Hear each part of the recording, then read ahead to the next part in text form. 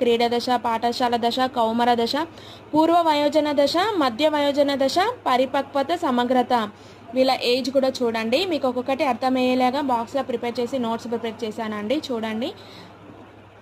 మానసిక మనోసాంఘిక దశ వచ్చేసి పూర్వ బాల దశ. ఇది పుట్టినప్పటి నుంచి 1.5 సంవత్సరాలండి.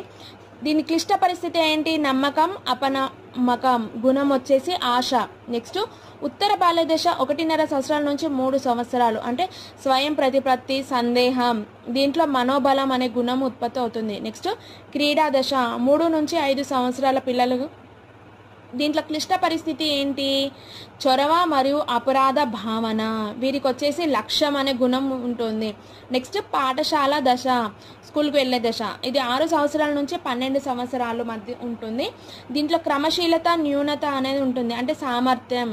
నెక్స్ట్ కౌమార దశ, ఇది 12 నుంచి 20 సంవత్సరాలు ఉన్న పిల్లలకు ఉంటుంది. దీంట్లో పాత్ర గుర్తింపు, పాత్ర సందిగ్ధం, అంటే విశ్వసనీయత అనే గుణం ఉంటుంది. నెక్స్ట్ పూర్వ వయోజన దశ వచ్చేసి 20 నుంచి 30 సంవత్సరాలలో ఉంటుంది, అంటే సన్నిహితం, ఏకాంతం ఉంటుంది. వీళ్ళ గుణం అనేది ప్రేమ అనేది ఉంటుంది. మధ్య వయోజన దశ వచ్చేసి 30 సంవత్సరాల నుంచి 60 సంవత్సరాలు, అంటే ఉత్పాదకత మరియు స్తబ్దత, అంటే సంరక్షణ అనే గుణం ఉంటుంది.